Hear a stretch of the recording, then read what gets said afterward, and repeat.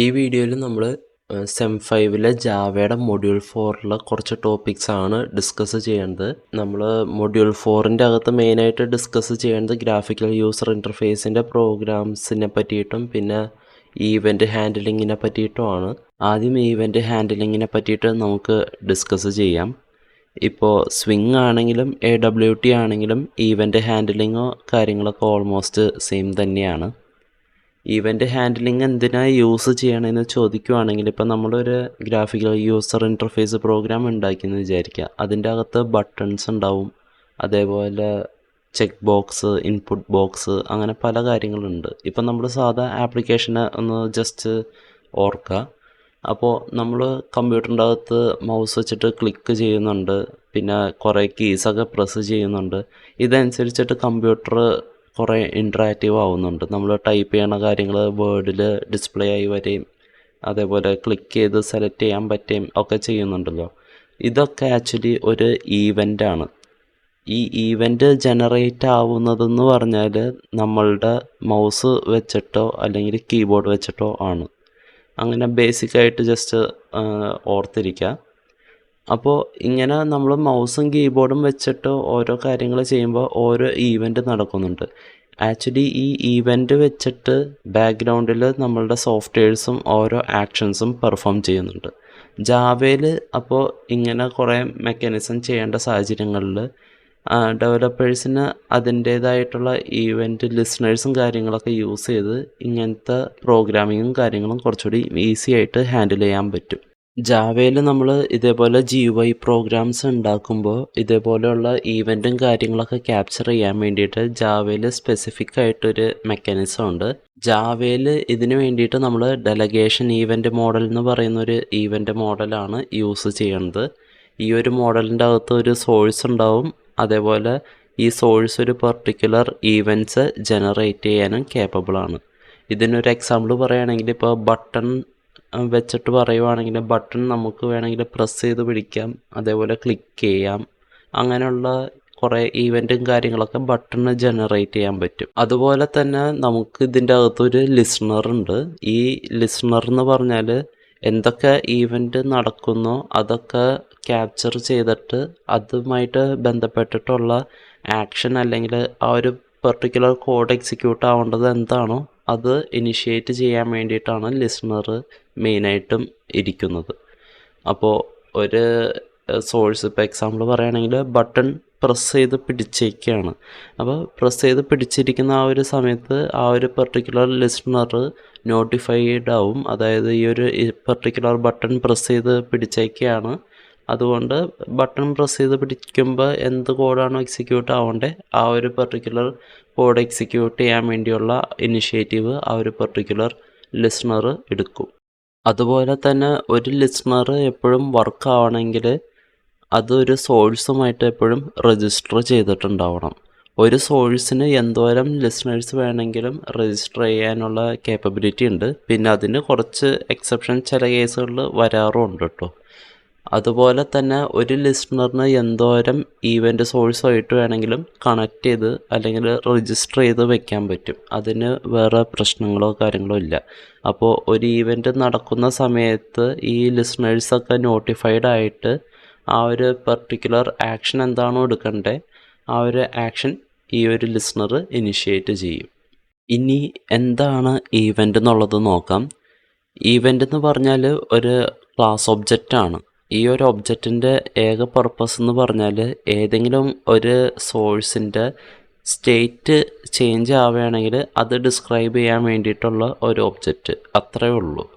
ഇപ്പോൾ എക്സാമ്പിൾ പറയുകയാണെങ്കിൽ ഒരു മൗസിൻ്റെ മൗസ് ക്ലിക്ക് അത് ഒരു ഈവൻ്റാണ്. അത് അവിടെ ഇപ്പോൾ നോർമലായിട്ട് നിൽക്കുന്ന ഒരു മൗസ് പെട്ടെന്നൊരു ഈവൻറ്റ് ചേഞ്ച് ആവുമ്പോൾ ഈ ഒരു ഒബ്ജക്റ്റ് അത് ക്യാപ്ചർ ചെയ്യും. എല്ലാ ടൈപ്പ് ഈവൻറ്റുകളും സ്റ്റോർ ചെയ്തിട്ടുള്ളത് java.util.event object എന്ന് പറയുന്ന സൂപ്പർ ക്ലാസിൻ്റെ അകത്താണ്.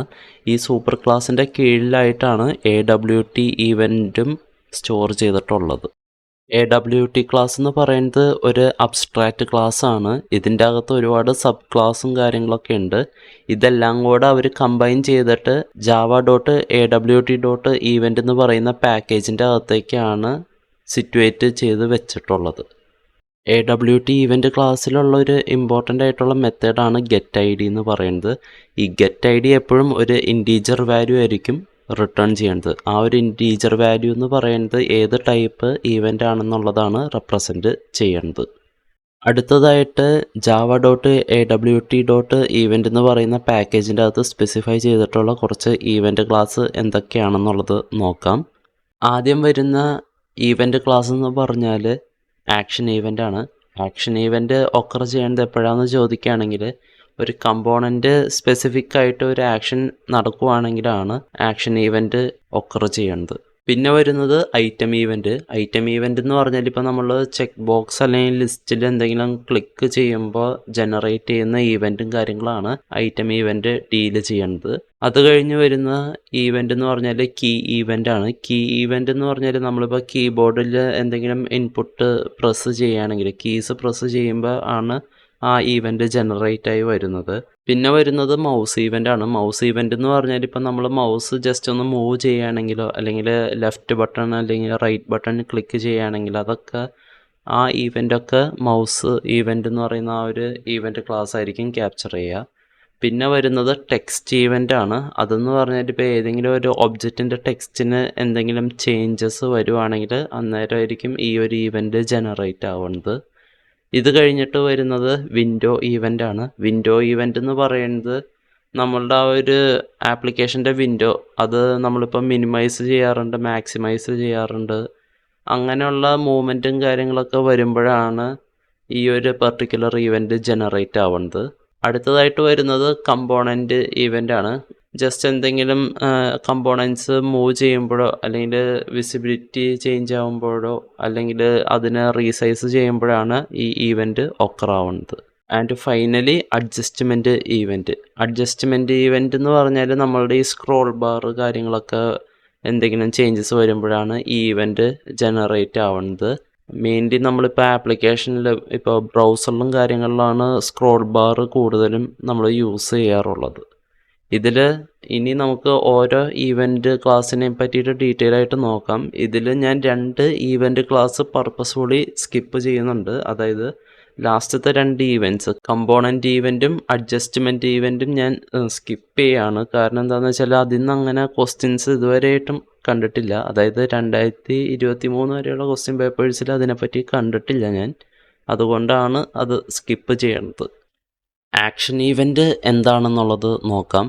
ആക്ഷൻ ഈവൻ്റ് എന്ന് പറഞ്ഞാൽ പ്രത്യേകിച്ചൊന്നുമില്ല. നമ്മളിപ്പോൾ ഒരു ബട്ടൺ പ്രസ് ചെയ്യുകയാണെങ്കിലോ അതല്ലെങ്കിൽ ഏതെങ്കിലും ഒരു മെനു ഐറ്റം സെലക്ട് ചെയ്യുകയാണെങ്കിലോ അന്നേരം ജനറേറ്റ് ആവുന്നതാണ് ഈ ഒരു ആക്ഷൻ ഈവൻ്റ് എന്ന് പറയുന്ന സംഭവം. ആക്ഷൻ ഈവൻ്റ് ക്ലാസ്സിൻ്റെ അകത്ത് കുറച്ച് ഇൻറ്റീജർ ടൈപ്പ് കോൺസ്റ്റൻസ് ഉണ്ട്. അതെന്തൊക്കെയാണെന്നുള്ളത് നോക്കാം. ആദ്യം വരുന്നത് ആൾട്ട് മാസ്ക് ആണ്. ആൾട്ട് മാസ്ക് എന്ന് പറയുന്നത് നമ്മളുടെ ഇപ്പോൾ ഈ ഒരു ആക്ഷൻ ഈവൻ്റ് നടന്ന സമയത്ത് നമ്മൾ കീബോർഡിൽ ഓൾട്ട് കീ പ്രസ് ചെയ്ത് പിടിച്ചിട്ടുണ്ടായിരുന്നെങ്കിൽ അതിൻ്റെ ഒരു ഇൻഡിക്കേറ്ററായിട്ടാണ് ഈ ഒരു കോൺസ്റ്റൻറ്റ് വർക്കാവുന്നത്. പിന്നെ വരുന്നത് കൺട്രോൾ മാസ്ക് ആണ്. കൺട്രോൾ മാസ്ക് എന്ന് പറഞ്ഞാൽ നമ്മളിപ്പോൾ കീബോർഡിൽ കൺട്രോൾ കീ പ്രസ് ചെയ്ത് പിടിച്ചിട്ടുണ്ടായിരുന്നു ഈ ഈവൻ്റ് നടക്കുന്ന സമയത്തെങ്കിൽ അത് ഇൻഡിക്കേറ്റ് ചെയ്യാൻ വേണ്ടിയിട്ടാണ് ആ ഒരു കോൺസ്റ്റൻറ്റ് യൂസ് ചെയ്യുന്നത്. പിന്നെ വരുന്നത് മെറ്റാമാസ്ക് ആണ്. മെറ്റാമാസ്ക് എന്ന് പറഞ്ഞാൽ ഇപ്പോൾ വിൻഡോസ് സിസ്റ്റം യൂസ് ചെയ്യുന്നവർക്ക് നമുക്ക് ഒരു വിൻഡോസിൻ്റെ കീ ഉണ്ട് കീബോർഡിൽ.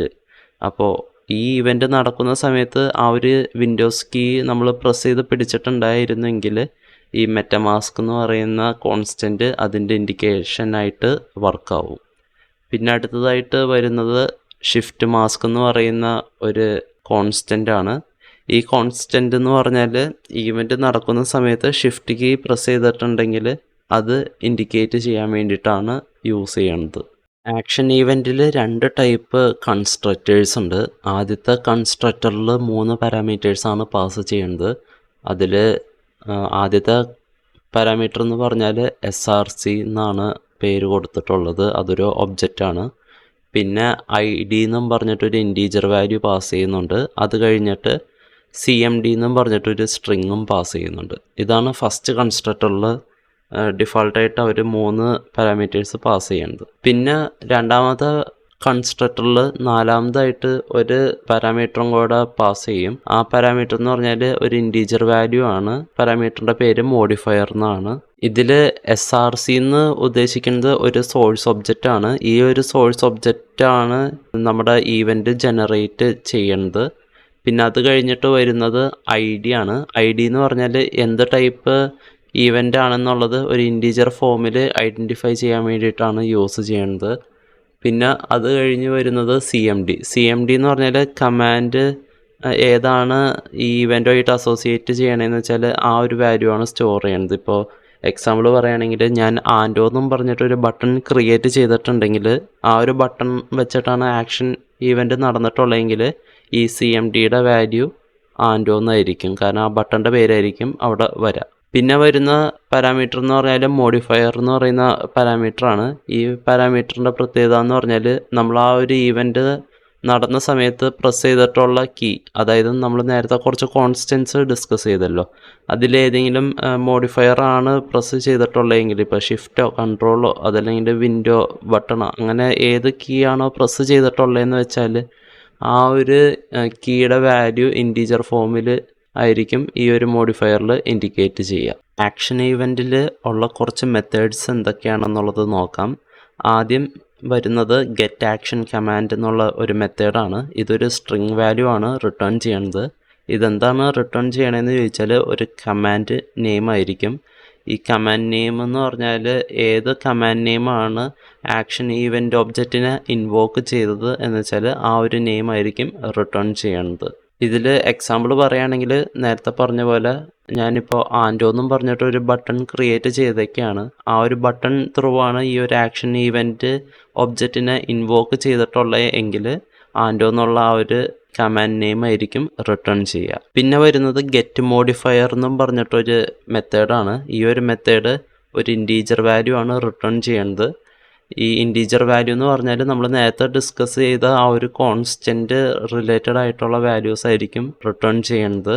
ഇപ്പോൾ എക്സാമ്പിൾ പറയുകയാണെങ്കിൽ നമ്മൾ ഈ ഒരു ആക്ഷൻ ഈവൻ്റ് ഒബ്ജക്റ്റ് ഇൻവോക്ക് ആയ സമയത്ത് ഷിഫ്റ്റ് കീയോ അല്ലെങ്കിൽ വിൻഡോസ് കീ അങ്ങനെയുള്ള കീസ് എന്തെങ്കിലും പ്രസ് ചെയ്തിട്ടുണ്ടെങ്കിൽ അതിന് കറസ്പോണ്ടിങ് ആയിട്ടുള്ള കോൺസ്റ്റൻറ്റ് വാല്യൂസ് ആയിരിക്കും ഈ ഒരു ഫങ്ഷൻ റിട്ടേൺ ചെയ്യുന്നത്. ലാസ്റ്റ് വരുന്ന മെത്തേഡ് എന്ന് പറഞ്ഞാൽ പാരം സ്ട്രിങ് എന്നും പറഞ്ഞിട്ടുള്ള മെത്തേഡാണ്. ഈ ഒരു മെത്തേഡ് ഒരു സ്ട്രിങ് വാല്യൂ ആണ് റിട്ടേൺ ചെയ്യുന്നത്.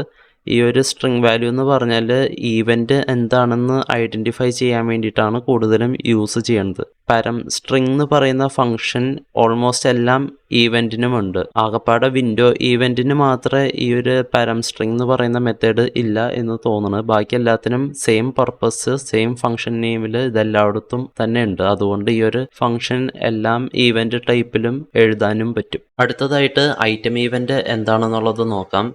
ഐറ്റം ഈവൻ്റ് എന്ന് പറഞ്ഞാൽ നമ്മളിപ്പോൾ ഒരു ചെക്ക് ബോക്സിൽ എന്തെങ്കിലും ചോയ്സോ കാര്യങ്ങൾ സെലക്ട് ചെയ്യുക അല്ലെങ്കിൽ ഡീസെലക്ട് ചെയ്യുകയാണെങ്കിലാണ് ഐറ്റം ഈവൻ്റ് ട്രിഗർ ആവുന്നത്. ഐറ്റം ഈവൻ്റ് ക്ലാസ്സിൻ്റെ അകത്ത് 3 ടൈപ്പ് കോൺസ്റ്റൻസ് ഉണ്ട്. ആദ്യത്തെ കോൺസ്റ്റൻ്റ് എന്ന് പറഞ്ഞാൽ ഡീസെലക്റ്റഡ് എന്നാണ്. ഡീസെലക്റ്റഡ് ഇൻഡിക്കേറ്റ് ചെയ്യേണ്ടത് എന്താണെന്ന് വെച്ചാൽ ഒരു ഐറ്റം ഡീസെലക്ട് ചെയ്തിട്ടുണ്ട്, നമ്മൾ സെലക്ഷൻ കളഞ്ഞിട്ടുണ്ട് എന്നുള്ളതാണ് ഇൻഡിക്കേറ്റ് ചെയ്യേണ്ടത്. ഐറ്റം സ്റ്റേറ്റ് ചേഞ്ച്ഡ് എന്നും പറഞ്ഞിട്ടുള്ളതാണ് രണ്ടാമത്തെ കോൺസ്റ്റൻറ്റ്. ഈ ഒരു കോൺസ്റ്റൻ്റ് എന്ന് പറഞ്ഞാൽ ഒരു ഐറ്റത്തിൻ്റെ സ്റ്റേറ്റ് ചേഞ്ച് ആയിട്ടുണ്ട്. അതായത് ഏതെങ്കിലും ഒരു ഐറ്റം ഡീസെലക്ട് ചെയ്യുമ്പോൾ ഐറ്റം സ്റ്റേറ്റ് ചേഞ്ച്ഡ് എന്ന് പറയുന്ന ഈ ഒരു കോൺസ്റ്റൻറ്റിൻ്റെ വാല്യൂ ചേഞ്ച് ആവും. പിന്നെ വരുന്നത് സെലക്റ്റഡ് എന്ന് പറയുന്ന കോൺസ്റ്റൻ്റ് ആണ്. ഈ ഒരു കോൺസ്റ്റൻ്റ് എന്ന് പറഞ്ഞാൽ നമ്മൾ ഏതെങ്കിലും ഒരു ഐറ്റം സെലക്ട് ചെയ്യുമ്പോൾ ഇൻഡിക്കേറ്റ് ചെയ്യാൻ വേണ്ടിയിട്ടാണ് യൂസ് ചെയ്യുന്നത്. ഐറ്റം ഈവൻ്റ് ക്ലാസ്സിന് ആകപ്പാട് ഒരേ ഒരു കൺസ്ട്രക്ടർ മാത്രമേ ഉള്ളൂ. ഈ ഒരു കൺസ്ട്രക്ടറിൻ്റെ അകത്ത് 4 പാരാമീറ്റേഴ്സാണ് പാസ് ചെയ്യുന്നത്. ആദ്യത്തെ പാരാമീറ്റർ എന്ന് പറഞ്ഞാൽ SRC ആണ്. SRC എന്ന് പറയുന്നത് ഒരു ഐറ്റം സെലക്റ്റബിൾ ഒബ്ജക്റ്റ് ആണ്. ഈ ഒബ്ജക്റ്റ് എന്ന് പറഞ്ഞാൽ ഐറ്റം ഈവൻ്റ് ജനറേറ്റ് ചെയ്തിട്ടുള്ള ഒബ്ജക്റ്റ് ആണ്. പിന്നെ വരുന്നത് ID എന്ന് പറഞ്ഞിട്ട് ഉള്ളൊരു പാരാമീറ്റർ ആണ്. ഇതൊരു ഇൻറ്റീജർ പാരാമീറ്റർ ആണ്. ഇതെന്ന് പറഞ്ഞാൽ നമ്മൾ ഈവൻ്റ് എന്ത് ടൈപ്പ് ഈവൻ്റ് ആണെന്നുള്ളത് ഐഡൻറ്റിഫൈ ചെയ്യാൻ വേണ്ടിയിട്ടാണ് കൂടുതലായിട്ടും യൂസ് ചെയ്യേണ്ടത്. അടുത്തതായിട്ട് വരുന്നത് ഐറ്റം എന്ന് പറയുന്ന ഒരു ഒബ്ജക്റ്റ് ആണ്. ഇതെന്ന് പറഞ്ഞാൽ ഈവൻ്റ് കാരണം ബാധിക്കപ്പെട്ട ഒബ്ജക്റ്റ് എന്താണോ അതിനെയാണ് ഈ ഒരു ഐറ്റം എന്ന് പറയുന്ന പാരാമീറ്റർ ഹോൾഡ് ചെയ്ത് വെക്കുന്നത്. ലാസ്റ്റ് വരുന്നത് സ്റ്റേറ്റ് ചേഞ്ച് എന്ന് പറഞ്ഞിട്ടുള്ള ഒരു പാരാമീറ്ററാണ്. ഇതും ഒരു ഇൻറ്റീജർ പാരാമീറ്ററാണ്. ഇതിലെന്ന് പറഞ്ഞാൽ നമുക്ക് ആ ഒരു ഐറ്റം സെലക്ട് ചെയ്തേക്കാണോ അതോ ഡീസെലക്ട് ചെയ്തേക്കാണോ എന്നുള്ള ആ ഒരു ഇൻഫർമേഷനാണ് സ്റ്റോർ ചെയ്ത് വെച്ചിട്ടുണ്ടാവുക. ഇനി ഐറ്റം ഈവൻറ്റിലുള്ള കുറച്ച് മെത്തേഡ്സ് നമുക്ക് നോക്കാം. ഞാനിവിടെ ഒരു 4 മെത്തേഡാണ് മെൻഷൻ ചെയ്തിട്ടുള്ളത്. അതിൽ കൂടുതൽ മെത്തേഡ്സ് ഉണ്ട്, പറ്റുമെങ്കിൽ അത് റെഫർ ചെയ്യാമെന്ന് മാത്രം. ഇതിൽ സ്ട്രിങ് പാരം സ്ട്രിങ് എന്നും പറഞ്ഞിട്ടൊരു മെത്തേഡ് ഉണ്ട്. അപ്പോൾ പാരം സ്ട്രിങ് നമ്മൾ നേരത്തെ ഡിസ്കസ് ചെയ്ത അതേ സെയിം പർപ്പസ് തന്നെയാണ് ഇവിടെയും സെർവ് ചെയ്യുന്നത്, അതുകൊണ്ട് ഞാനത് എടുത്തു പറയുന്നില്ല. പിന്നെ വരുന്നത് ഗെറ്റ് സ്റ്റേറ്റ് ചേഞ്ച് എന്ന് പറഞ്ഞിട്ടുള്ളൊരു മെത്തേഡാണ്. ഇതൊരു ഇൻറ്റീജർ ഫങ്ഷനാണ്. ഇതൊരു ഇൻറ്റീജർ വാല്യൂ ആണ്, അതുകൊണ്ട് റിട്ടേൺ ചെയ്യുന്നത്. ഈ ഒരു ഇൻറ്റീജർ വാല്യൂ എന്ന് പറഞ്ഞാൽ നമുക്ക് ആ ഒരു ഐറ്റം സെലക്ട് ചെയ്തേക്കാണോ അതോ ഡീസെലക്ട് ചെയ്തേക്കാണോ എന്നുള്ളത് ഇൻഡിക്കേറ്റ് ചെയ്യാൻ വേണ്ടിയിട്ടാണ് യൂസ് ചെയ്യുന്നത്. അടുത്തതായിട്ട് വരുന്ന മെത്തേഡ് എന്ന് പറഞ്ഞാൽ ഗെറ്റ് ഐറ്റം സെലക്റ്റബിൾ എന്ന് പറഞ്ഞിട്ടുള്ളൊരു മെത്തേഡാണ്. ഇത് റിട്ടേൺ ചെയ്യുന്നത് ഒരു ഐറ്റം സെലക്റ്റബിൾ ഒബ്ജക്റ്റ് ആണ്. ഈ ഒരു ഒബ്ജക്റ്റിൽ നിന്നാണ് ആക്ച്വലി നമ്മളുടെ ഈവൻറ്റ് ഒറിജിനേറ്റ് ചെയ്തിട്ടുള്ളത്. അതായത് ആ ഒരു ഈവൻറ്റ് ട്രിഗർ ചെയ്യാൻ കാരണമാവാവുന്ന ഒരു ഒബ്ജക്റ്റാണ് ഇവിടെ നമുക്ക് ആ ഒരു ഗെറ്റ് ഐറ്റം സെലക്റ്റബിൾ മെത്തേഡിൽ നിന്ന് റിട്ടേൺ ചെയ്ത് കിട്ടുന്നത്. അവസാനമായിട്ട് നമ്മൾ ഡിസ്കസ് ചെയ്യുന്ന ഒരു മെത്തേഡ് എന്ന് പറഞ്ഞാൽ ഗെറ്റ് ഐറ്റം എന്നും പറഞ്ഞിട്ടുള്ള ഒരു മെത്തേഡാണ്. ഈവൻറ്റ് കാരണം അഫക്റ്റ് ആയിട്ടുള്ള ഒബ്ജക്റ്റ് ആയിരിക്കും ഈ ഒരു മെത്തേഡിൽ കൂടെ നമുക്ക് റിട്ടേൺ ചെയ്ത് കിട്ടുന്നത്.